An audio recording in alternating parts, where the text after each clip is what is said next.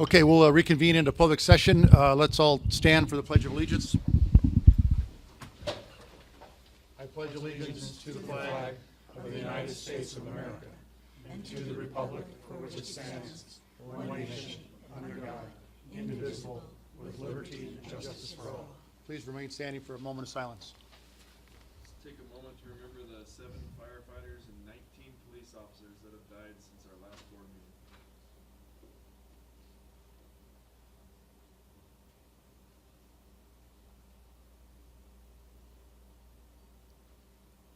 Thank you.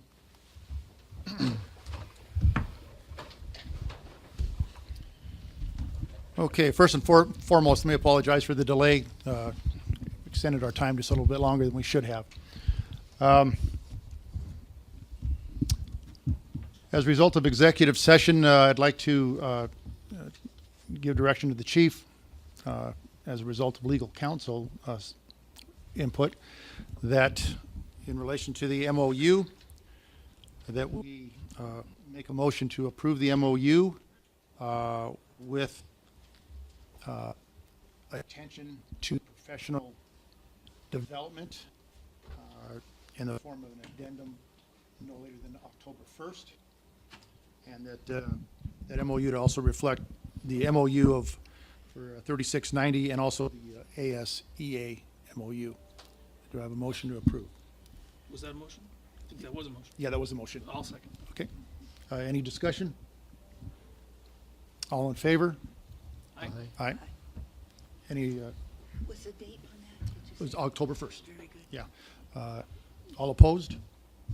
Motion carries. Okay. Thank you. Okay. Okay, at this point, we've got our public budget hearing. And Gabe, is that yours? Mr.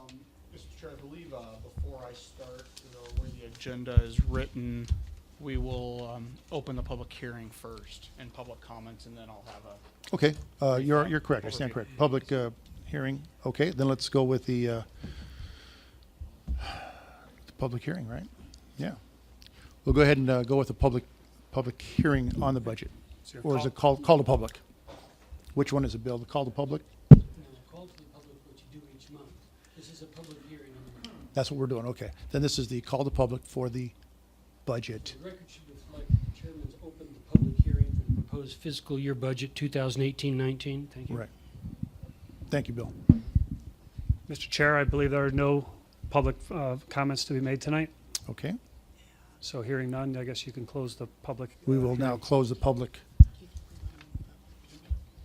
We could go ahead and move up the pending of the new members before we get into public, or you want to do the budget? No, we're not done yet. Please. Okay. Close the public hearing. Okay, then let's go ahead and we'll close the public The hearing. record should reflect the chairman's closed the public hearing. Thank you. The record should reflect the chairman's closed the public hearing on the budget for. Thank you. Thank you, Bill. Okay. And then you have two other items you need to do, take care of the public. The action for resolution 2018-06. Yeah, so, Mr. Chair, members of the board, we have gone through the budget process. A couple things want to highlight here. There has been some slight changes to the budget since we've posted back last month. So you'll see our total revenue we're looking at for fiscal year 18-19 is $17,290,000. We originally tentatively adopted a budget of $17,398,000. We had a few placeholders in there under the administrative side, and we're able to work through those items over the last 30 days and have subsequently made that adjustment. So we are looking at a proposed budget of, as I said, $17,290,000. Projected tax rate of $2.47 compared to the $2.49 you tentatively adopted last month. Just a couple things, just from kind of background here. Last year at this time, we, by statute, we're required to project out our budget for at least 2 years.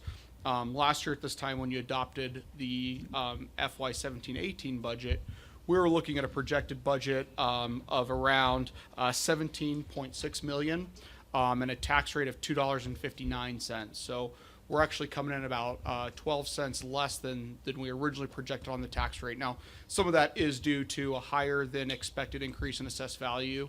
We were using a 4% increase, and we actually saw a 5.3% increase. So that did help that some. But also, there were significant reductions made throughout the budget in various items, either through various savings. One big thing we did is we kind of took and analyzed our ambulance and wildland revenue a little bit more in detail.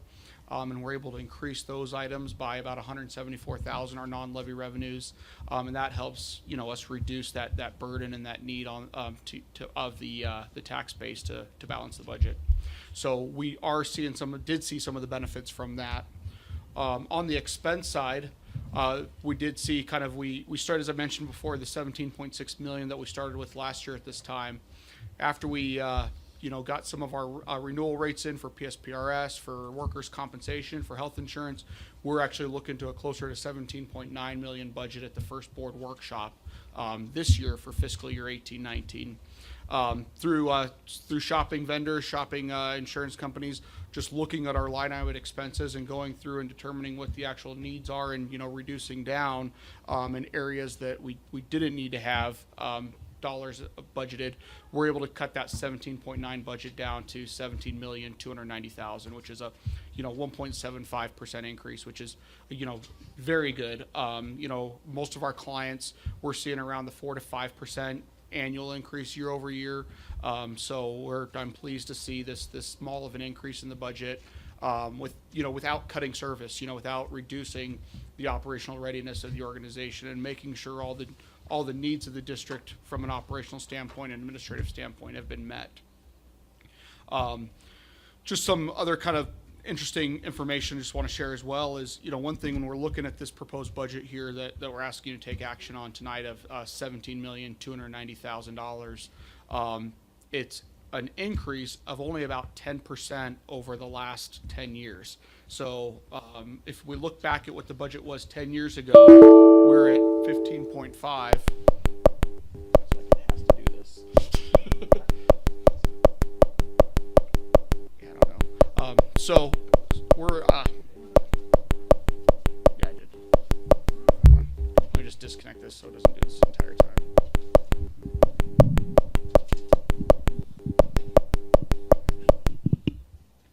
Okay, there we go.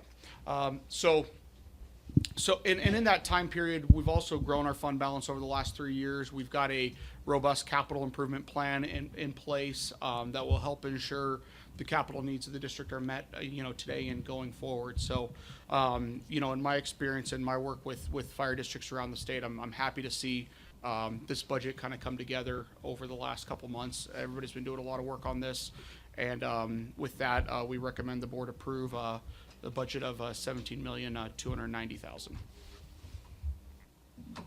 And don't forget to add that, list of things we've been doing. We've added a fire station to our response of those 10 years as well.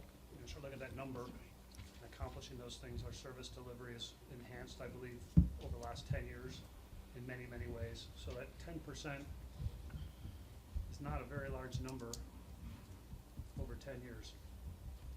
And proud of that. Well, I'd just like to thank Chief, you and Gabe and everybody else involved to bring this budget down to just a 1.75% gain. It's really very helpful to our citizens and the taxes they pay. Thank you. We all worked hard. Staff and Yes, everyone included did a everybody. great job trying to prioritize all their projects, figure out where we can be, and understand the complexities and dynamics of trying to be responsible government for all of you that we serve here in the public and you as the board. I'd like to add to that, Chief, if I can, that the labor really chipped in quite a bit as far as taking a deferment in their, or a delay in their cost of living increase. That was a huge commitment on their part, and it's not to go unnoticed. It's just something that was, I thought, over the top. Yeah, certainly, well, the COLA's one of the other things as well in there that have helped reduce those costs and as well, and willingness to change healthcare insurance and with no problems and things like that. So very, very team effort across the board. Do I have a motion to approve this budget? I will move. I'll move to approve resolution 2018-06 to formally approve the fiscal year 19 budget and the January through June 2019 pay scale for Sedona Fire District. Okay. And Second? I second that. And before we vote, I'd just like to add that with the budget just going up 1.75%, that's actually less than the inflation rate given to us by the government. Yes, it is, Board Member Cooperman, or Clerk Cooperman. Thank you. Any other discussion? Then let's go ahead and vote. All in favor of this motion? Aye. Any opposed? Then the motion carries. Thank you. Thank you for all your hard work. Now we can do the pinning, sir. Pardon me? All these beautiful people out here waiting to. Right, again, Excitement. thank you guys for waiting. You've been patient. Let's go ahead to the next agenda item, which is a badge pinning and introduction ceremony of the new firefighters that we have before us. So, Board, we have 3 firefighters that are here before you today. We have Sandy Graywall, we have Mark Feeney, and we have Joe Diaz. They're all 3 new firefighters, just completed their 3-week fire orientation process that we do. They are they're replacements. These are not adds to our staffing. These are replacements for people that have retired or left our organization. So our staffing numbers remain the same. We're really excited for them to join our team. And I believe, Board Chairman Soto, you want to say a couple words before I introduce the team and bring them up here? Yes, I do. First of all, congratulations and welcome aboard. You guys are about to embark on a career field that is remarkable. I've been through it. I've been in your shoes, and now I'm sitting on this side of the table. So, as well as Board Member Gene McCarthy over here, we both come from the same background. So, congratulations. We're very proud of you. We'll be watching you from here on out in a good way. And it's not only just your fellow firefighters and your captains and your chiefs that are here to help. We are also, and it's important that you know that the members that govern this fire district are here for you also. So congratulations once again, and Chief, you've got it. Thank you. So, as you know, we do this testing process, and it's pretty competitive. Well, it's really competitive. Is that correct? I would say. And so where you place on that list is really important because we typically hire the first person on the list, and then the second person, the third person, and so on. So you want to place high as you can, and we hire them all on the same day. Our differentiation for them is to where they placed on a list. So I'm going to take them in order in which they placed. I don't remember, Ed, how many did we have test this time? 40? 42? So you're looking at the top 3 candidates out of 40-some people that made it to the interview process. We may have had more actually take the test, and we didn't take all of them, but the 40, 42, something like that we interviewed, these are the top 3 that we took on this opening. So I'm going to start with Sandy Graywall. Come on up here, Sandy.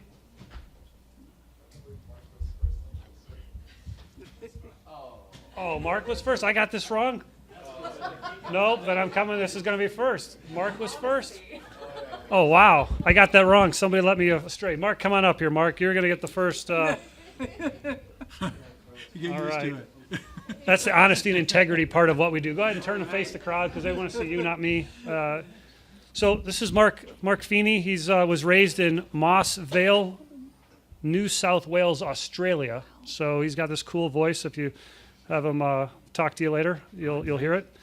He moved to the United States in 2012, where he completed Mark completed a bachelor's degree in elementary education, where he taught in Australia, in England, as well as in Prescott Valley as a teacher. He's an avid cyclist. He's represented Australia in mountain biking as well as in off-road triathlons in world championships. In 2016, he received the Valedictorian Award as well as Most Outstanding Cadet. Mark's worked as a wildfire in the summer of 2017, helped protect his community at the Goodwin Fire, as well as many other fires. Before coming to Sedona Fire, Mark worked for the Grand Canyon National Park Fire Department. He's married to beautiful Sarah here. And so pretty exciting. She's also an elementary education teacher in Prescott Valley. They've got a 2-year-old named Amelia, who is somewhere playing over there. We can't see her, but she's there. And how many days ago? They have a baby? 11 days ago. He said it again. How many days ago? Out loud. You can hear his voice. It's just cool. 11 days ago, he had a baby girl named Penelope, who is in the back there with proud grandpa, Craig. So that's great to see them here. And so we'll get you guys to come up in a minute. But next, apparently, would be Sandy Graywall. Come on up, Sandy. So Sandy was born and raised in Southern California, moved to Phoenix in 2014. After high school, he attended the University of California, Irvine, and he'll be finishing his bachelor's degree in biological sciences and public health with a focus in epidemiology. He's an avid soccer player. He's dedicated his time to school and sports equally, playing high school club sports, and was also in the Olympic Development Program. Now, the coolest part about this is he was also playing competitive paintball at the college level. I didn't know there was such a thing. I love paintball. It's a lot of fun. I might need you on my team. At the college level for basketball, football, and he also did about 7 years in gymnastics. So quite the athlete we have here. Sandy's done a lot of work in the field of clinical research focused in hepatology and nephrology. He's actually been published, I believe. Is that correct? So pretty dialed in people we got going on here. He's worked as an EMT in South Central LA. Saw a lot of things over there in your old hood, both of you two guys over there. You can chat later. And then became a paramedic and has worked in the Valley for the last 2 years. He includes spending time with his wife, traveling, photography, reading, and religion. So Sandy, welcome to the team as well. Last but certainly not least would be Joe Diaz. Joe Diaz was born and raised in LA. I see a theme coming here. I read about all these people from California flooding Arizona. So go ahead and turn and face the crowd. They want to see your backside. They want to see your beautiful front side. All right, there you go. He comes from a family of military servicemen, federal and local law enforcement. He's joined here today by his brother, who's got 8 years in law enforcement in the suburbs of California outside LA. And so done a lot of work. He's worked in the Air Force for 6 years as a combat controller, stationed in Southeast Asia and various locations around the United States. In 2010, he was deployed to Haiti within hours of the devastating earthquake that claimed over 160,000 people's lives. It was there where he was introduced in the dedication, professionalism, and the sense of purpose of firefighters.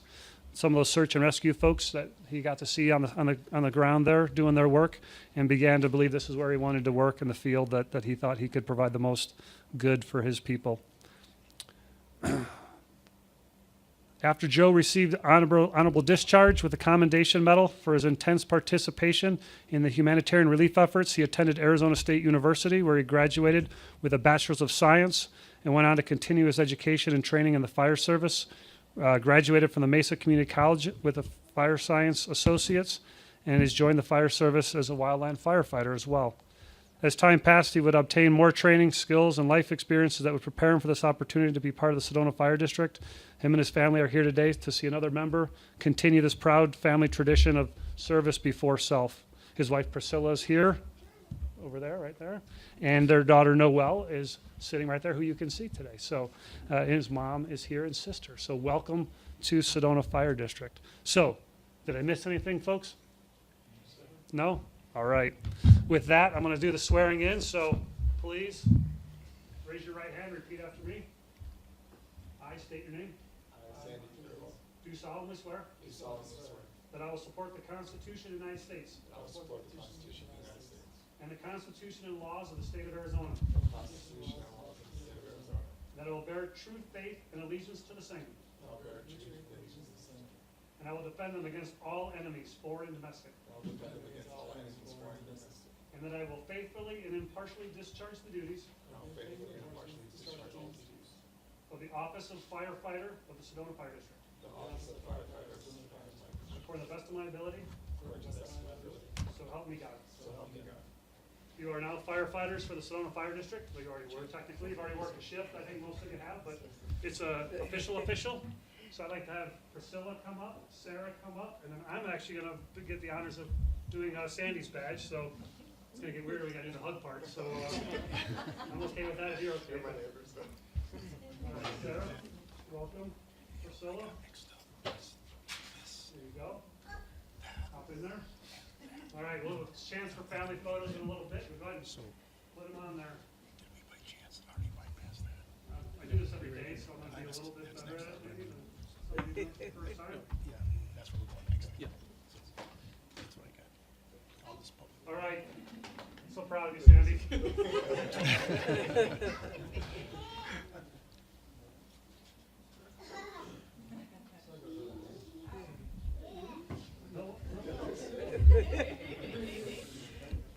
Very cool. Well, folks, these are our newest firefighters at Sonora Fire District. We're really proud of them. They worked really hard.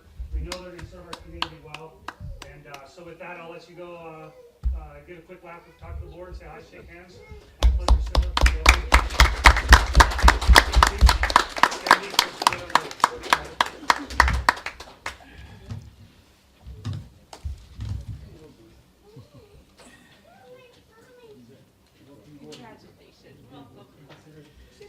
Welcome aboard.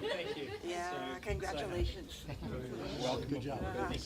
Congratulations. Get used to it. Hi, brother. Welcome. Welcome, brother. Take care. Welcome aboard. Yeah, congratulations. Hi. Welcome, brother.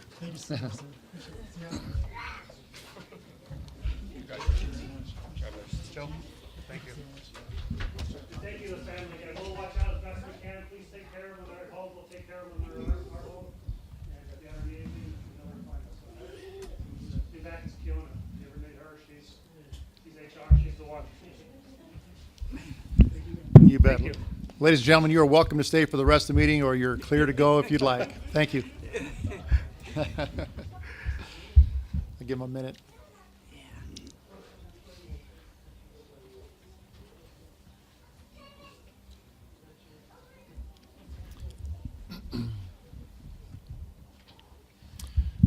Okay, as we move along here, next item on our agenda is our regular business meeting, public forum. Do we have anything from the public forum? Board Chair, I believe we do not have anyone that's requested to speak during the public forum. Okay, thank you. Next up is, we got our consent agenda, Correct. and reviewing the consent agenda, do we have a motion to approve the consent agenda? I'll move to approve the consent agenda as submitted. Second. Any further discussion? None? All in favor? Aye. Any opposed? Consent agenda is approved. Okay. Next item up is the financial report and updates. Finance Director Gabe. Yep, Moldura. Mr. Chair, members of the board. You have the May financial report in your packet. A couple things I want to go over for the month of May. Starting our property tax revenue was down from our historical collections. You'll see we received $681,000 for the month of May. When I get to year to date, you'll see we're actually on track and actually a little ahead on property tax revenue. Non-levy revenue was $497,167. We were over by $309,000, and that's predominantly due to timing on ambulance collections. On the expense side, we're seeing a lot of our expenses, the continued trend of expenses running under budget, with the exception of personnel this month. And there's two big reasons why we saw personnel kind of trend over budget this month. One, we had our sick and vacation leave buybacks this month, just sick leave buybacks this month. And as well as some training. So we had some timing on training occur this month, specifically in special ops that we didn't have earlier in the year. So again, when we get to year to date, we are significantly under, but for the month of May, we did trend over.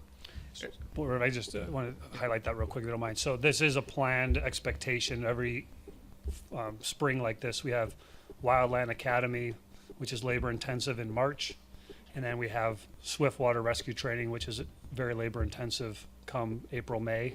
And so this is a known thing, and our preparedness is critical to those type of operations given our community. And so it's known, and we plan for that, just however the budget reflects it. Then again, following the other expense items, vehicles, equipment, utilities, communication, managerial, and contingency and capital outlay, you could see all remain under budget for the month of May. Year to date, you'll see our total revenue year to date is at $16,204,000. We budgeted of $15.6 million, and as I'd mentioned, we are over both on property tax revenue as well as non-levy revenues due to wildland and ambulance revenue.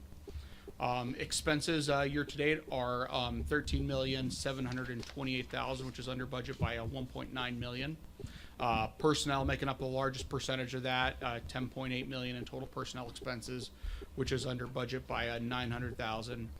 You can see vehicles and equipment, and again, going down the rest of the other expense categories, we are continually trending under budget on all the other categories. One of the big things, you know, as the budget you just adopted, we really worked on looking at what our actual expenses were in a lot of categories and reducing that budget down as well. And so that's reflective. You see these variances here. That's reflective in the budget that you've just recently adopted.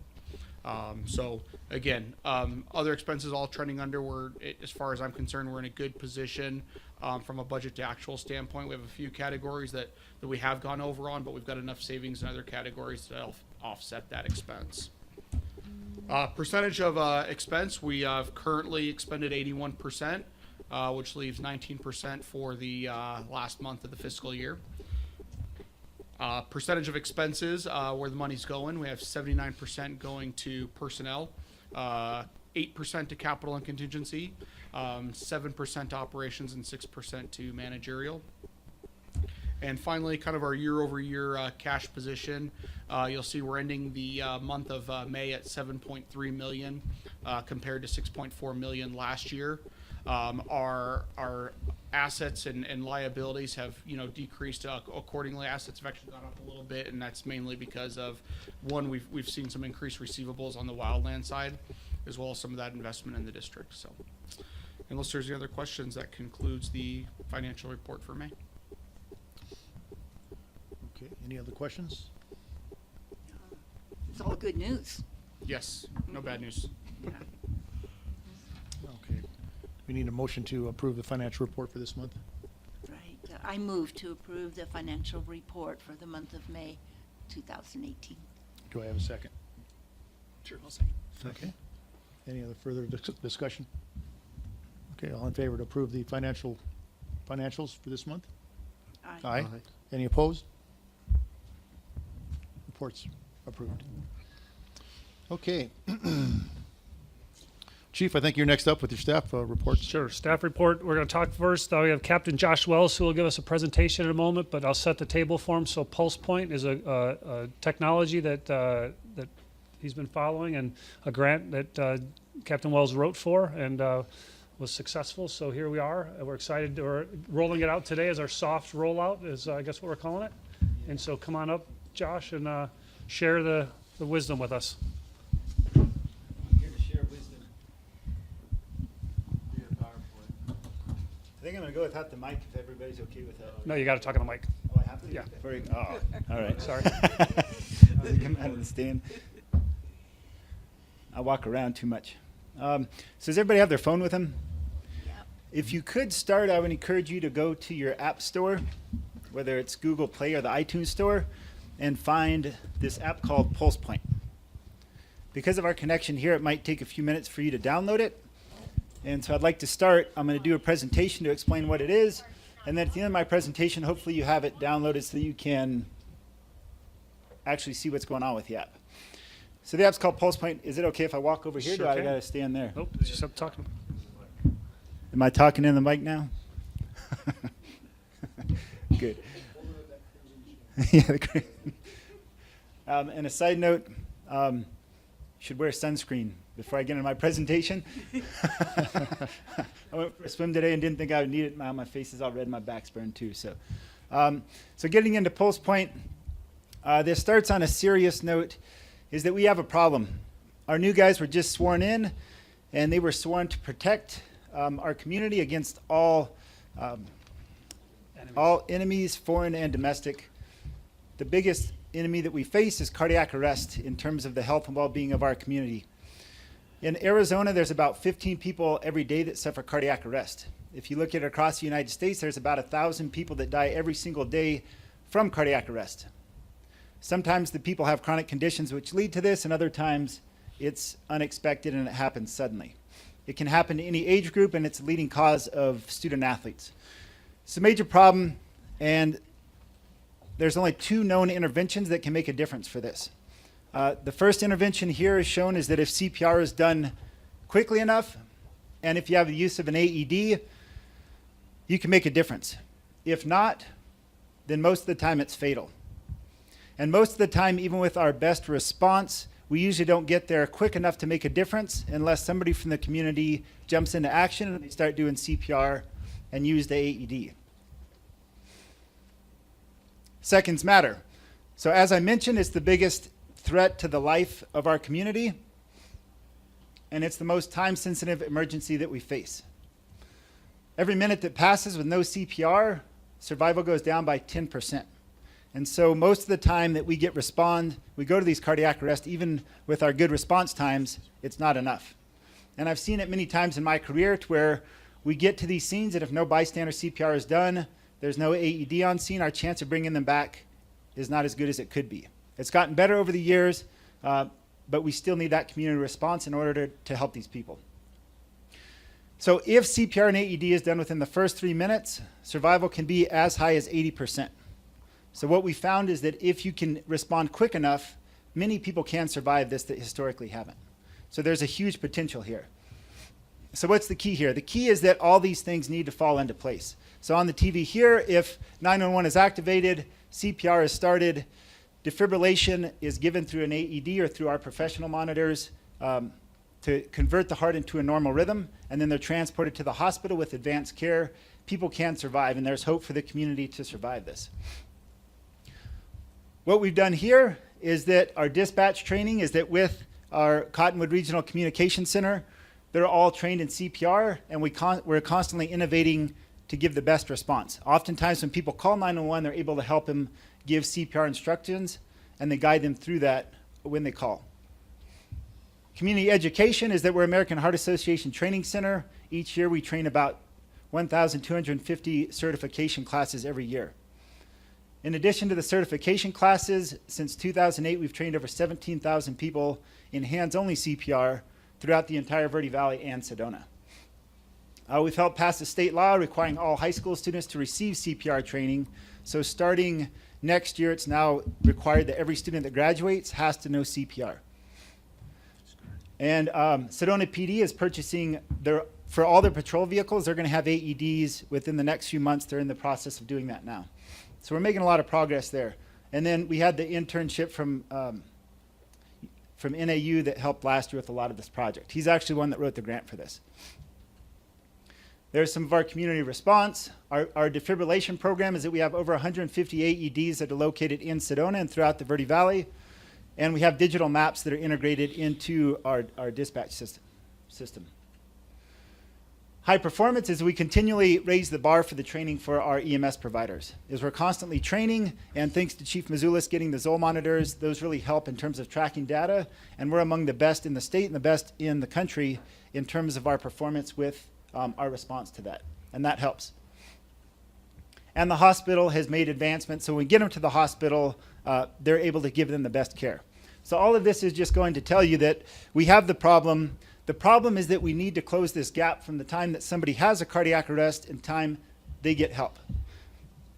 The help that they need is they need CPR done, and they need access to a defibrillator as soon as possible to give them the best chance of survival.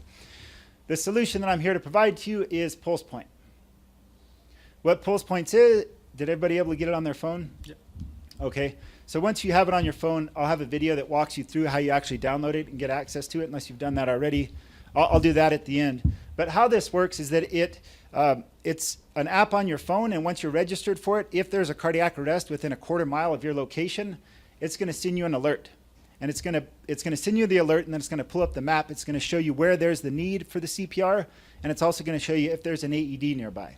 So it maps both the AEDs, and it also shows where the cardiac arrest event is. It's only in the public location. It's not going to give it for private residents because that could cause problems with going into your neighbor's house and kicking in a door, and it just leads to too many problems. So what it is if there's a cardiac arrest in a public location, it notifies anybody within a quarter mile of that, so you can go and help them. Ideally, if somebody has a cardiac arrest, somebody's notified, they start CPR, they have an AED, they can start CPR, they could put on the AED, and they can bring that person back before we even get there. And we've had some incidents where that's happened already. This app is only going to increase the probability of that happening.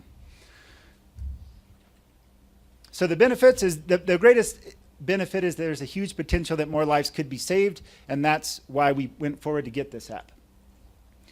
Again, it only works in public locations. Another huge benefit to this is that it gets the community engaged in this conversation. You guys know we're constantly innovating with the fire service. We take on a lot of service responsibilities, and there's a lot of things that we do.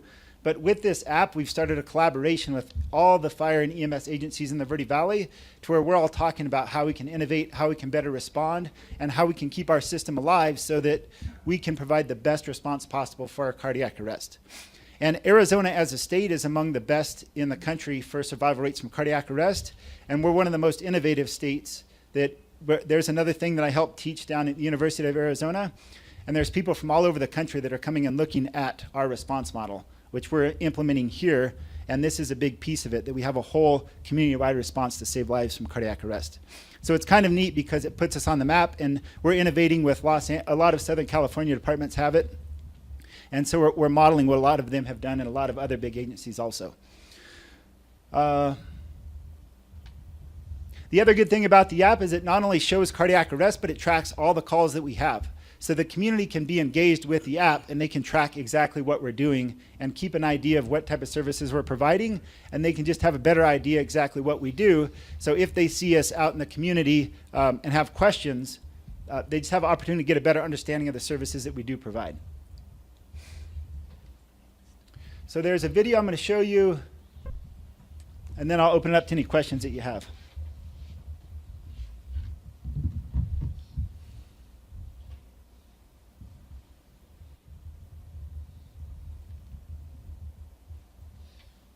So this first video is just going to give a summary of the app. It's just over a minute, and it explains how the app works. The next one will take you step by step through using the app on your phone.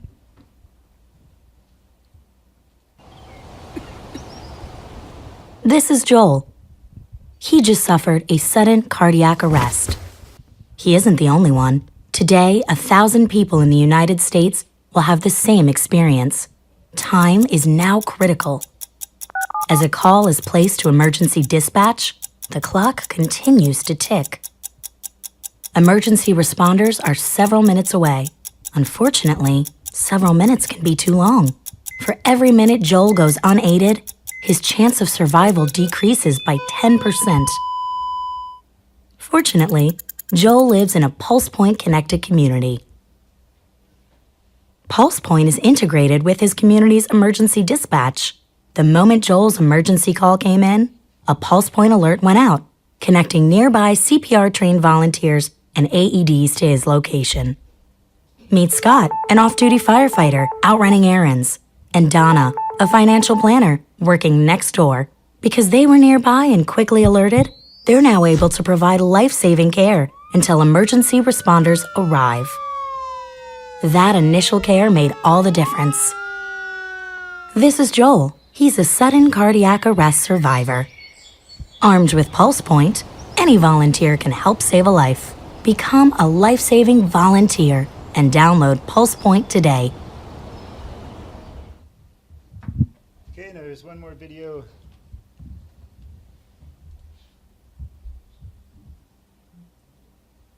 This one's a little over. Sudden cardiac arrest can happen to anyone, anywhere, at any time. PulsePoint Respond empowers CPR-trained citizens like you to help.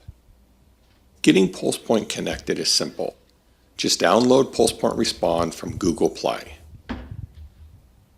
Once installed, tap the PulsePoint icon to launch the app.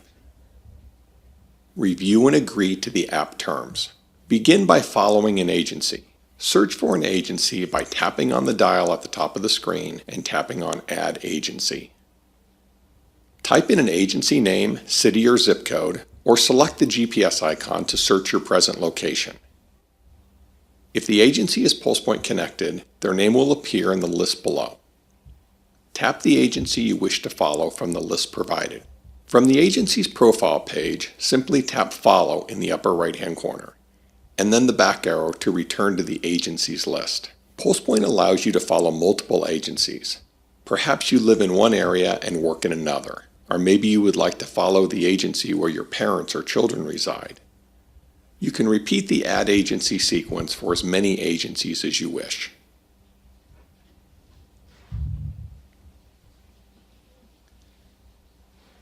Tap the menu button in the upper left corner and select Home. This is your home screen. You can switch between agencies using the dial. Each agency you have selected has an incident list containing current and recent calls. Tap an incident to see it displayed on a map. Select Satellite and zoom in to see more detail.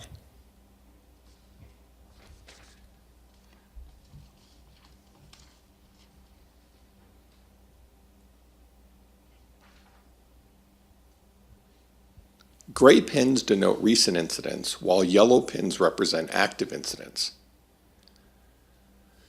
Select the AED button to display all AEDs in the community. Tap an AED icon to get location information, including a photo if available. Just tap the thumbnail.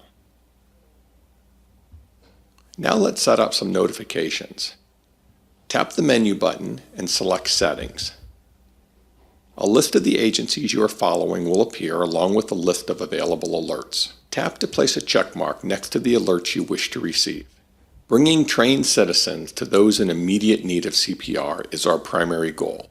If you are CPR trained and willing to provide CPR to someone near you who is in need, select the CPR notification. This special notification works across all PulsePoint connected agencies, regardless of the agencies you are following. PulsePoint has several other notification types for agencies you are following, such as fires, vehicle accidents, or other local advisories. For example, I would like to be alerted to confirmed structure fires, expanded vehicle accidents, as well as news and disaster information. Be aware that not all agencies support all alert types. Once you have finished setting up alerts, tap the menu button again. From the menu, you will also find brief tutorials on hands-only CPR, and how to use an AED. There's also a legend that tells you more about the color coding of responding units. Now that you have the power to save a life in the palm of your hand, tell a friend and help us create more survivors.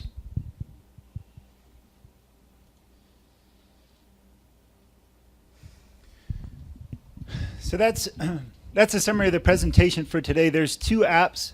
There's the main one that you guys downloaded, the PulsePoint Respond app, and then there's also the PulsePoint AED app. So the AED app, it's a map of all the AEDs, and if you're out in the community and you see an AED, you can actually add it in the app, and then we'll review it and approve it or deny it if it's already in the system. And where we're at in terms of the project is that, as Chief Kazian mentioned, we started, thanks to the internship that we had last summer. Dylan from NAU, he submitted the application. I followed up on the application, and we ended up getting a grant for the implementation of this. And then Chief Kazian helped to push it through to all the Verde Valley Fire Chiefs.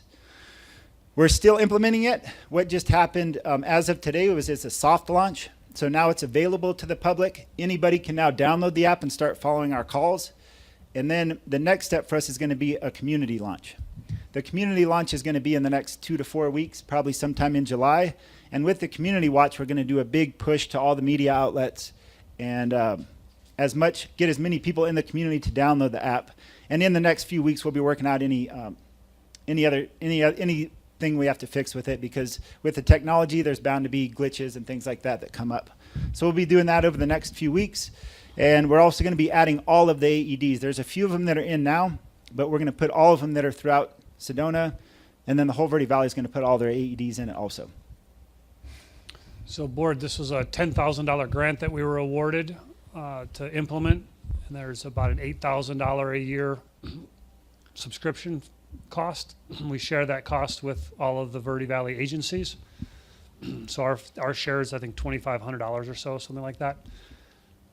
The cool part about this is that now if you're signed up, you know, and when you start getting notifications, if you choose the ones you maybe want to get, it may be, you know, cumbersome to get every medical call, but structure fires might interest you, or extended car accidents would be like a significant car accident we call a Delta car accident. So if there's an entrapment rollover, involves a bike versus pedestrian, it involves a motorcycle, those are considered Delta level accidents, multiple cars, whatever it may be, like, you know, 3 or 4 or 5 cars. So you can get those notifications. So your phone will alert you and say, Sedona Fire's got a car accident at 89 in Dry Creek. May be interested to know what we're up to, might be interested because you're heading that way and you might want to avoid it.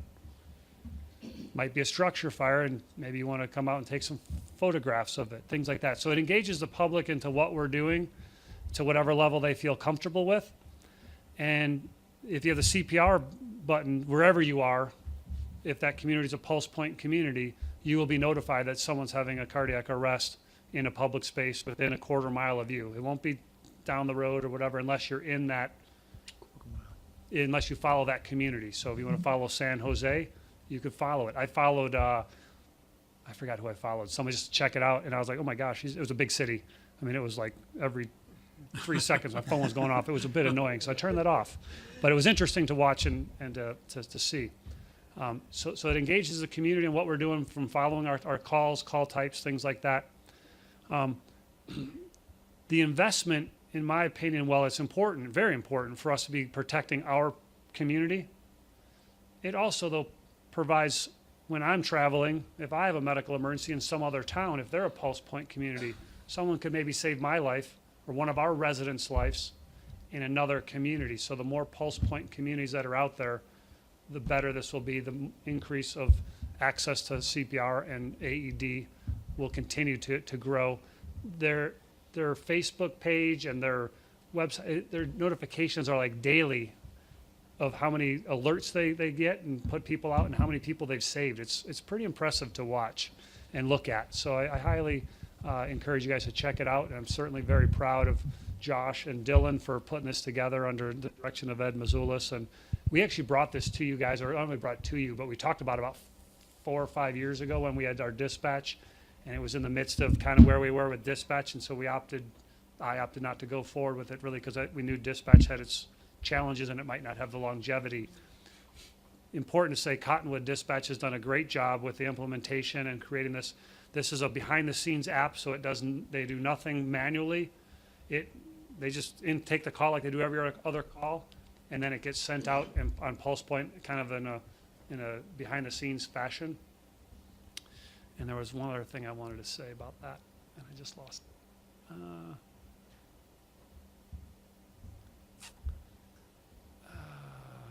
Oh man, there's something that's kind of good. If I think of it, I'll tell you later. But anyway, it's a great program, and so very, very happy to be here today, launching it in a soft launch for all of you and to our community and public, as we'll see in the next couple weeks. And Josh, you may have mentioned it, but I was trying to download it. How many other communities within the Verde Valley here are on board with this? So everybody who's under our regional dispatch. Okay. So us, Verde Valley Fire, Verde Valley Ambulance, Copper Canyon Fire, Jerome Fire, Cottonwood. and Cottonwood. Okay, so virtually almost everybody. The Verde Valley. Yeah, everybody in the Verde Valley. Okay. Phoenix is just launching it as well. Down in Phoenix is taking it on. I'm not sure where they are in the implementation phase, but the entire city of Phoenix is moving forward with it as well. So I would think this is going to have more people want to get certified. correct. Yeah, I could Correct. see that happening. Already I'm thinking I want to get mine renewed. Yeah. We're happy to have you. Yeah. Okay. So the other part is the Verde Valley Fire Chiefs are writing a couple grants to help offset that $8,000 subscription fee. So we have a couple companies that we've sent asking for some help and support in this process. So we're waiting to hear back from a couple of those folks. And if we do, that'll be good for us and less money for all of us to pay. And it'll be funded through an additional grant.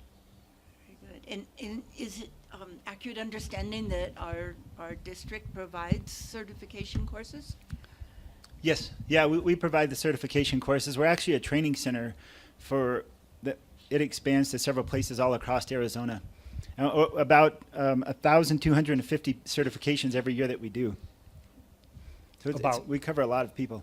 1,251 or 2 or 3. Yeah, give or take Josh a few is the hundred. guy. And these are for non-employed citizens, district employed citizens. Yeah, we do both. So our training center is through American Heart Association, and we do both the healthcare provider, and then there's community certification. So the healthcare provider is for all of our internal guys, and then also for nurses and doctors, things like that. The community class is available to anybody, and it's just a more basic class. Mm-hmm. And we offer it the first Saturday of every month. Classes are available here. Or if there's a group, we've been doing a lot of outreach with going out to the community and bringing classes to to groups in the community. So we've been, with Dylan being here, he did a lot with the churches. We've done a lot with resorts. Sedona PD, we did them this last year. And we found it's a lot easier instead of trying to get people to come to us. It's a little bit easier when we actually go to their location and provide it. Plus, the nice thing about doing it with the resorts is that we can actually set up their AEDs and get like a whole system so that when it happens, they're prepared to respond within their own home turf, I guess is a way to say it. And that's really how I think we can win the game and start having more people survive as we go out to the communities and we just prepare one community at a time, whether it be the school or the Hyatt. We just did the Hyatt a couple months ago, or the church. We've done a lot of churches. And if these communities are ready at their level, then they give us the best chance of saving that person from R. And for us to show up with CPR being done, and if there is an AED in place, there was one a few years ago where there was a high school student that we trained, and he was just leaving, and there was a bicyclist that fell over by the wastewater treatment plant on 89A, and he showed up and he says, all I remember from the class is if I just push hard and fast on the chest, that's all I have to do. And there was like a doctor that was there that was overcomplicating it. So this high school student just started pushing on the chest. And there was a staff vehicle that came by from Verde Valley Fire that had an AED. And they shocked this person. When our ambulance got there, the guy was sitting up and talking. And then he ended up going to the hospital and he got released a few days later. And so stories like that is what really makes this whole project worth it. To our community. I mean, I obviously have a passion for it, but the community is really, when we start having these survivors, which we've had quite a few of them in the recent years, in the past 5 years, we've had a lot of survivors as a result of this outreach, and our response has gotten to be, we're performing at a much higher level also. I think this is wonderful. And I know Mr. Soto and perhaps others on the board, what have you, that have had experience, 30 years for me, and responding to the people who were unconscious, unresponsive, what have you, often disappointing that you couldn't do something. And so time is the factor and so on. This is wonderful. And I encourage everyone out there to take advantage of this in any possible way that you can. Think of your family and your neighbors and your friends and the fellowship at your church. This is great. So thank you, Josh. I appreciate it. Anything else for you? Are you good? Yeah, unless there's any other questions or anything. No, thank you. So the thing I was thinking of that I was going to tell you guys, I thought it was really good, but it's not that good. I'll let you down. So it's pretty cool working with Pulse Point, the technology that they have in behind the scenes and the way they create stuff, like the way they know that like it's a commercial public space, is they work with the UPS and FedEx and all these people, and so they are vetting the addresses and how they work. They bought that technology, and so then they create spaces and they do all kinds of things to like make sure that, you know, like a jail might be considered a public place, but you really don't need to be responding to a jail if there's a cardiac arrest because they really can't get in very easily, things like that. But an open field maybe that's, you know, a park or something that parcels don't get delivered to, they've got a whole system. So it's pretty elaborate, and technology is pretty impressive what they're, you know, leveraging to get and create this so that respect and confidentiality is still maintained. As you saw when you downloaded, you saw a bunch of EMS calls and things that Sedona Fire's done already today. Mm-hmm. You see all those. You don't see addresses because you don't get that.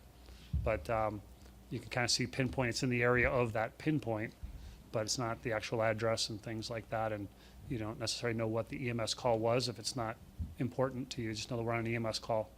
So it's all HIPAA compliant and things like that as well.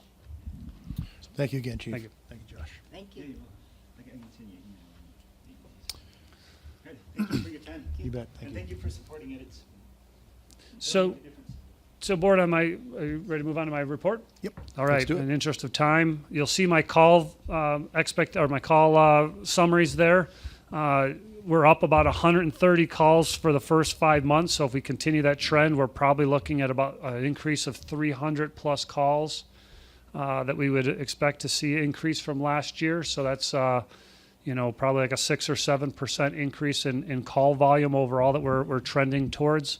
You can see the number of, or Wildland, where's that one? Or at Wildland, but backcountry rescue. There it is. So we slowed down a little bit with only 10 backcountry rescues this time around. So we took a break this month.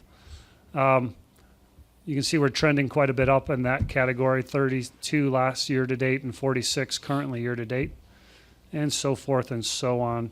As you look forward, down at the bottom, you look at our emergency response times, and that average response time was up a little bit this month, as well as the 90th percentile.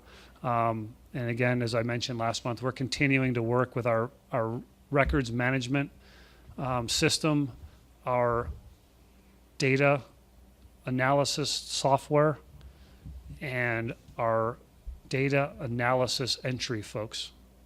And merging those three folks is like the convergence of, I don't know what, but stuff happens when you put all three of those people together, and we're still trying to wrangle that. And so we're continuing the data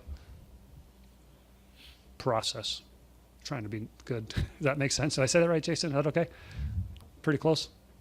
So the numbers, I think the numbers are still needing to be scrubbed and worked and worked through. We had a meeting, a phone conference with Fire Stats the other day, spent I don't know how many hours on the phone with Fire Stats, or trying to get that dialed in, and we're still working on, it's a work in progress. So incident by station, you see straightforward standard stuff. The call distribution by time of day continues to maintain its bell curve with a tail.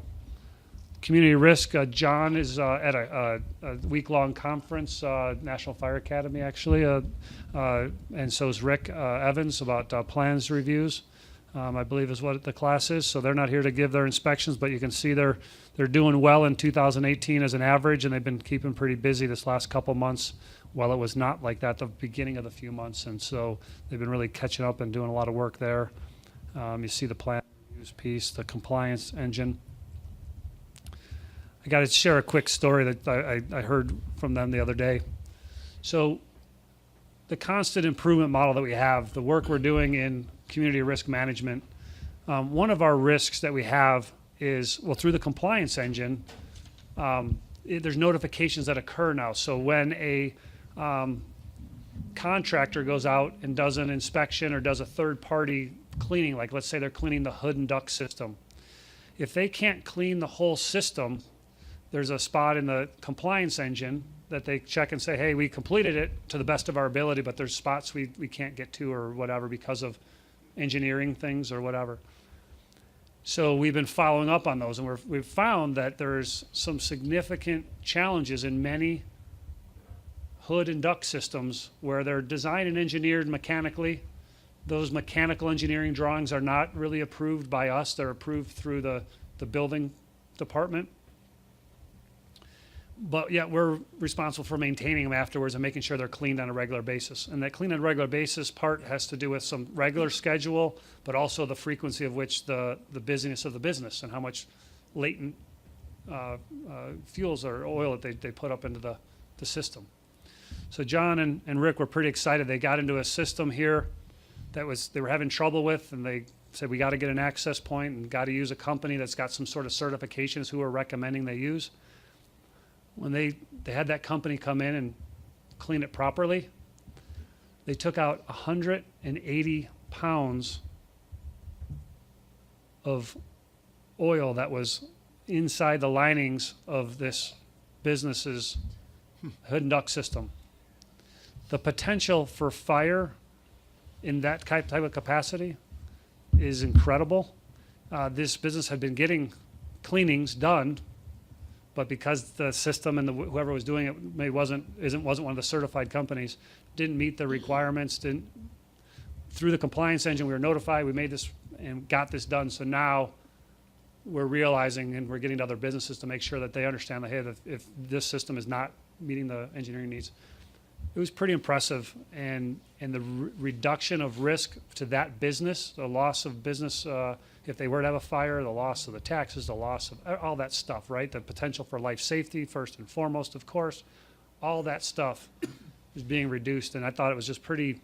180 pounds is what I weigh, so just imagine this, and I don't, it's not pound for pound even probably, so it's considerably more. I don't know. Gave me a visual anyway, that's kind of work we're doing here in CRM and the continued elevation of what we're doing through that process. Look at the grants we're doing there. We got a car seat grant that we're applying for through the Rotary. The Firehouse Subs grant is out there. So those are the two current grants. We talk about training. We've had some Tyler conference that Pam and Heidi went to get familiar with the system and continue education for there. We talked about the Swiftwater drill. Jason, you want to say anything about the Swiftwater drill specifically? Just at the training, we had no injuries, which is always a big concern when you try to train as close to the real situation as possible, especially in an environment like that. And the individuals that attended the training said that it was the best one that they've had. We used the area that Rescue 3, the certifying organization, uses on the American River. And so while we don't need to do that every time, I think it's good to change locations, change complexity, because when our water's up here, it's short duration, high risk, and then you'd be ready for that. And I feel like that training provided that readiness. Looks like we had two folks, Battalion Chief Cochran and Captain Morales, complete their UAS pilot certificate program to be able to fly our UAS, our drone. Battalion Chief Cochran's been using it on quite a few calls and really been successful. In that, we actually just used it the other day. You may have read about the newspaper about the police department and the Forest Service and the like doing a sweep of the forest looking for illegal campers. We actually had the drone up at 5 in the morning and flying and found quite a few encampments and things like that were visible by the air and helped the process greatly. So cool stuff there, and it's neat to see that program continuing to grow. I think those are the highlights. A little certificate appreciating me, which I didn't do much, but really Jason did all the hard work on some of the fire at the Tinder fire and doing some of the work that he does, but I helped, I guess, be nice. So I got a letter. Really cool picture. Did you take that picture, Jason, or no? Actually, I did take Yeah, so they used his picture to say thank you for. I got a thank you from the Verde Search and Rescue Posse, which our board chairman, Dave Soto, is the training committee captain person. I'm not sure what your title is there. Training officer. Training officer, and so we let them use one of our Stokes baskets for some training that they needed to do to keep up their efficiencies and skills. And so we're happy to partner with our search and rescue posse any chance we get, and whether it's providing location, whether it's providing some tools and equipment, we're certainly committed to that any chance we get. Lastly, on my chief's report, there's a couple items here. So Camp Courage, we just had the opportunity through the Sedona Verde Valley Firefighters Charity and some of our staff folks and stuff. We went out to the Camp Courage, which is a camp for children who've suffered a burn injury. And how many campers are out there typically, Ed? 70, 80? About 80 to 100. 80 to 100 campers from around the state. There's actually a couple from around the different parts of the country and even out of the country, Canada and Mexico and Calgary. And so Calgary and Mexico, and so pretty cool camp. But we got a chance to get out there and help serve hamburgers and hot dogs one day, and spend 3 or 4 hours out there making a difference in the lives of some folks that have suffered burn injuries. And so it's a moving experience. We've got quite a few folks that are counselors that spend time the entire week out there, and so good stuff there. Reminder about the Arizona Fire Districts, Arizona Fire Chiefs Association Conference being held July 10th through the 12th. In beautiful Glendale. So if you're interested in going, there are going to be classes for the mandatory training for board members. So if you're a new board member that's been in place less than 12 months and have not taken that training, even if you took it before, you must take it again, and it's just as good this time. I'd like you to talk about the severity staffing, if you don't mind, Jason. So I believe you all are aware from the email that Chief Cajun sent you, we looked at the budget impacts and the benefit, and Chief opted to allow us to staff a Type 6 engine, so a brush truck, basically a pickup with a water and everything in the back of it, with 2 firefighters during the daylight hours because of the high potential for large fire growth, catastrophic fire growth, secondary to the weather conditions. Those sit there and assess the different possibilities, and it's a little bit difficult sometimes to determine what the right course of action was, just because of what occurs, because you may have You know, that's the thing when you're dealing with infrequent incidents. You may have dodged the bullet, or you may have, in some way, your presence helped. Fortunately for us, I think the Severity engine, the first day they were there, they were extinguished a fire that there was a communications breakdown between a dispatch agency outside of ours, relaying the proper information to our dispatch agency. So just their presence in the community, an individual who had noticed this illegal campfire, saw the engine, reported it to them directly. They went out, still hot. There was a lot of coals on the fire, a lot of heat there still. And it was actually at the beginning of a day that ended up being a red flag day with high winds. So they were able to put that fire out and avert a catastrophic event.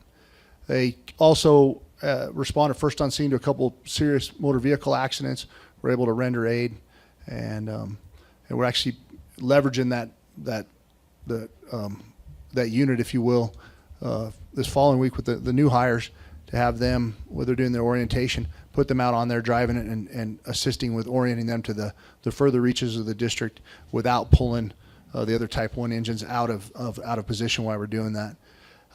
You know, it's been really beneficial. We did do a deliberate risk analysis after this last rain event to determine if it warranted reducing that staffing back to our normal staffing levels. And unfortunately, you know, it was at 1/10 to 3/10 of an inch across the district, and it had just minimal impact on fire severity. The numbers, the energy release component that we looked at that was at historic maximum, it plummeted and was back up, gained 50% of what it lost in one day after that, because the soil is so dry and everything. So we're continuing that through July 4th, unless conditions change, and then we'll do a deliberate reassessment again on July 1 to determine the necessity of that moving forward. And we usually staff up vehicles like that, or a vehicle like that, during Memorial Day, 4th of July, Labor Day. Those are really our three holidays that we specifically upstaff during the daytime, typically assigned up in the canyon to help manage the traffic and the risk that we just tend to see up there. And we have 2 people that are assigned to that station. Chief Coyle mentioned, you know, we're patrolling, severity patrol, we kind of call it, and it's a Forest Service kind of term. You know, we've been visiting, so it's not just, hey, we had an accident, or sitting on the side of the road waiting for a call to come in. They're visiting all the campsites, they're visiting all the concessioners, they're getting training done, they're exploring places that they don't necessarily always get to see or do if they may not be assigned to the Canyon Station. So it's a productive 12-hour shift when you're not actually having calls. But we've actually, I don't know the number we've used on, but we've had significant technical rescue incidents. We've had fires, a couple, 3-4 car accidents, significant car accidents. And then if we do get busy somewhere else, not those ones they went to and we're on, but then if we get busy somewhere else, then they can backfill into the system and help provide coverage. So it's been very, very beneficial. I wish we could say we could take all the credit for that. It's just been circumstantial, but makes a lot of sense. So with that, is there any questions at all about that? Just a comment. In remote areas, forested areas, we have fire watches, towered fire watches and so on. I think all of us as citizens living in this community, we are the fire watch. And if you see something, make your call, regardless of whether the smoke is white or gray or black. Make the call. We are those fire watch people. So, correct. Thank you. Last item on the list of staff reports would be the update on the refurbished ambulance. A few of you may have saw it. It was out in the bays. We had to get them back for calls because we got a little busy. But I'd like Ed to say a couple words about the process and the value that we saw doing a refurbishment versus a brand new purchase of a vehicle, top to bottom, and the savings of that. So as the chief stated, you saw the ambulance out there. It went into service once it returned rather quickly. It's a matter of getting it registered, and then the Department of Health has to come up and inspect it. Board approved 130. It was right around 130,000. I don't have the exact number for the refurbishment. I was asked before the board meeting, what did we save? And that's a moving target. Basically, the company we go with to build what we currently utilize in our fleet, the price is about $195,000 now. So on the surface, we saved $60,000. But in addition to that, we saved a ton on maintenance costs because, as I explained to Mr. Koniarski, that the vintage that we had re-chassis was a 2008, and that was industry-wide a notorious year for Ford, where they were experimenting with engine packages, and that was a lemon. And the maintenance costs, you can't calculate those because sometimes the motor works for a long time and sometimes it doesn't. That particular unit we had done a lot of warranty work on throughout its lifespan, so it was a really good process. It was part of why we purchased through this company a decade ago to begin with, is the potential for refurbishment. And not all companies that build ambulances do and certify refurbs. So they basically just took the box off and put it on a new chassis, and then they rewire it and add some upgrades. Like we do a rear view camera for backing safety and things like that. And there's industry requirements with stickering and lighting packages and stuff that we upgrade. But as stated, we do save a substantial amount of money. And I think it was noteworthy to mention that as we go through the refurb, it's like anything. You can get a little refurb or a big refurb, and they bring it back to the factory, and you upgrade to current standards, of course, and then you upgrade anything that's a safety violation. And they got to we have a phone conference, and we go through the apparatus over the phone, and they got to the patient compartment, the box of the ambulance where our crews work day in and day out. And you can repad the seats and paint the interior and do all this other stuff. And they said, "What do you want to do to the interior?" I said, "Well, this is my first one. Based on your experience, what do we need to do to it? Based on wear and tear." And they said, to be honest, this is one of the cleanest ambulances that's ever come back for refurb, and we wouldn't do anything to the interior because your guys really take care of it. So I just wanted to mention that because it was a proud papa moment, because our folks do take pride in our apparatus and our organization, and they do work to make sure our stuff's ready to go for our community. And for the manufacturer, and they're a good company, but I mean, for the manufacturer not even throwing a little something for themselves, like, "Oh, you should do this," I thought it was a testament to to the company we use, and two, to our folks for how they take care of our apparatus. So all in all, it was a really smooth process. The turnaround time was super quick. But I expected that compared to building something from scratch. So if there aren't any other questions, that's kind of the nuts and bolts of our refurb. Any discussion? I'd like to add, I did get a chance to take a look at the apparatus, and it's a really a clean looking package with that Ford. I think the thing that you're going to enjoy the most is probably the suspension system that is geared towards the different road conditions that you guys are going to encourage, and then it's 4-wheel drive, so it's going to go just about anywhere that we have. But all things considered, it looks like it's a pretty good rig. I agree, and it models as best we could our 3 other first out ambulance apparatus, and we've had great success with those, especially with the off-road environments and everything. And that new suspension, the ride, if you hadn't had a chance in a while, we'll give you a ride laying down on the back of an ambulance, and we can compare and contrast our 2 suspensions, and that liquid spring is remarkable. So I guess for maybe Mr. Montgomery, who remembers purchasing quite a few ambulances probably in your tenure, we've talked about let's get this type because we're going to refurbish it. To see that first one come out, if you may recall, we refurbished an engine 4 or 5 years ago, Which didn't go so well. and it didn't go so well. And I don't that the company is very reputable that did the work. I think some of that ownership is upon us because we didn't take the approach of, hey, what do we need to make this right and new? It was a different era where it was kind of like, how little do we have to do to kind of just put some lipstick on the pig? And we paid for that in the end because it didn't work as well. I know many people that have used the company and have been very successful and very happy with the refurbishments that they've done. So I think it was either a combination of things that made that one not so successful. But this is my first refurb as well. We talked about doing it multiple times in my past life, and it just never worked out. And so I'm excited that it worked well.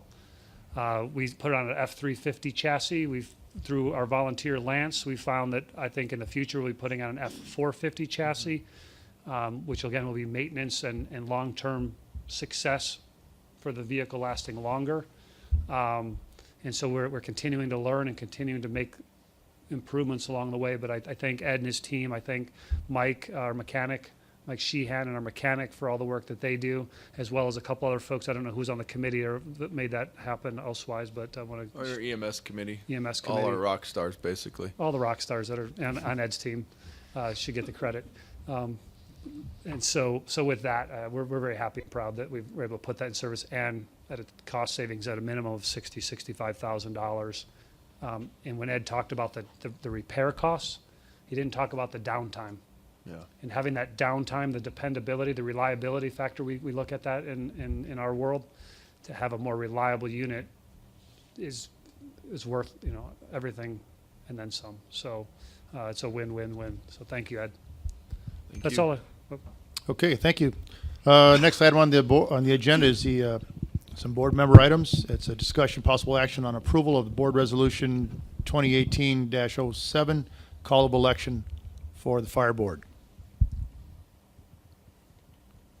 Board, if you know that there's an election coming up. We have 3 seats that are open for the board position. That'll be a November 6th, I think is the date. Yes. Election, is that correct? So there's an election coming up. If there's interested parties, we certainly encourage folks to come by the fire station, get a packet. If they're so inclined, things they need to do to be eligible to be on the ballot. And earlier in the meeting, you guys did a consensus item that was just giving looking for it here. Where'd it go? The consent agenda item, just agreeing to work with Yavapai County. One of our options is to hold our own election and run it, or give it to Yavapai County to run. So you guys already agreed to give it to the Yavapai County to run. I suppose if you so choose to call the election, which you're obligated by law to do, so I highly recommend you do it. And with that, there's really not much to this other than saying, hey, officially we're calling the election, and this is part of a procedural thing that you need to do to be compliant with election laws and the such. And Okay, then we'll need a motion to, So I'll make the motion to approve resolution 2018-07, call of election for 3 board vacancies in the November 2018 election, and publishing the call of election as required per ARS 16-227 as presented. do I have a second? I'll second that. Any further discussion? All in favor? Aye. Aye. Aye. Any opposed? Motion carries. Motion passes. Thank you. Next item on the agenda is a discussion about the vacancy on the Sedona Fire District Public Safety Personnel Retirement System Local Board. we have a vacancy that needs to be filled by a citizen, and applications, there's information on our website to find out information and what you need to do and can do and how to be qualified, but we certainly want to get that position filled. So if there's an interest, please do. Do we have any interested people to date, and do we have a deadline? Well, the deadline is open until filled. Okay. And as to my knowledge, we have no one that's applied. So it's another highly paid fire district position. It's double your pay. And so that's a 0, in case you didn't catch the sarcasm.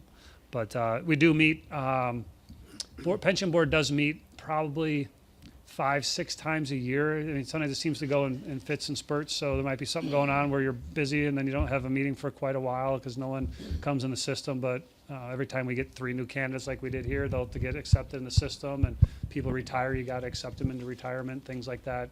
There's potential for, if there's a disability case where someone's injured and such and can no longer work as a firefighter, you would hear those cases and make those determinations and such. So it's again a process that's in place for the public safety retirement pension system for the state, this local board position, and that's really all there is for that.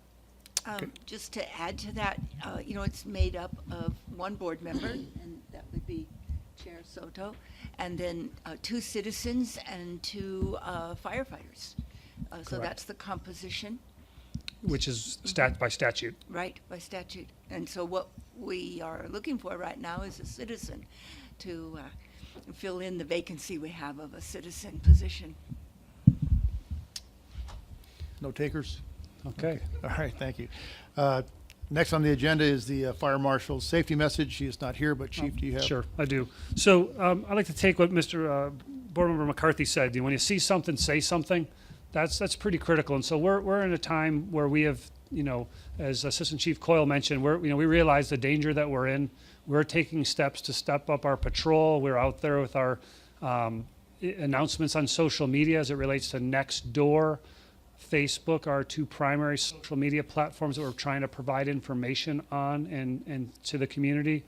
Our Nextdoor presence is really designed to be information like there's fire danger, like there's things like that they need to know about, not the daily activities. Hey, we had a fire here and here's a cool picture, that type of stuff. We're keeping that to Facebook as more of our social media platform for real-time type things.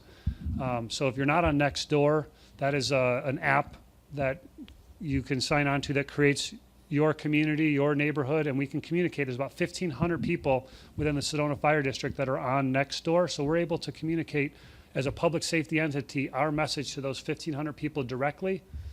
So it's a pretty direct method for us. Our Facebook presence has about 3,200 or 3,300 followers, I guess that's called. They're from all over the world for that matter, and it's not as a direct impact for us to have. So our Nextdoor is our platform for getting out data. Or information. We certainly have our email list that you can sign up for on our website, and you get the minutes and the agendas and things like that. And we use that for that. We may expand that. We'll see as we move forward into that. But as we're in this time, if you see something, please say something. We had a pretty dramatic fire the last week or so down on 89A. Some great photos. And what I thought was neat about the photos was they showed a nice VW van on fire on this side of the road on the shoulder, and the wind blowing the fire and the smoke. And the fire's, through a median, another double lane, a shoulder, and then taken off in the field. And so those red flag days, a car fire creates a 30, 40 acre fire that they got ahead of and got on quickly. At a moment's notice, it could have been a completely different story. And so when you see something, say something, make a difference. Our pulse point's kind of the same. Just a comment, Chief, at least from the areas that I traveled in the past few weeks, what have you, the flyers alerting people to the fire danger and how they can participate at the bank, at the market. Just about everywhere I went, I saw a flyer, and that was great notification. I don't know if that occurred in Sedona proper, but certainly in the village. So when the conditions kind of ratcheted up, we went to stage 3 restrictions. We sent out about 500 flyers with all of our on-duty staff and inspectors and folks and said, get out there and put these up and get them on the firewood outside of the gas station so people aren't buying firewood that they really can't use anyway, and charcoal areas and things like that. So we made a pretty hard push to make that happen. Certainly, so I think we were successful in many areas, and other people are like, yeah, thanks so much, and threw it in the garbage, and we're not gonna get to those people. But we worked really hard, and I've seen a lot of those flyers up and a lot of information, and so we're working hard at that. So thank you. I took my dog to the vet, and there it was, right in the entranceway of the vet. Yeah, sign. no Very good. stone left unturned. If you see something, say something. And we said it, so we put it out there. Thank you, Chief, for that. And with that, this meeting is concluded and we're adjourned. Thank you.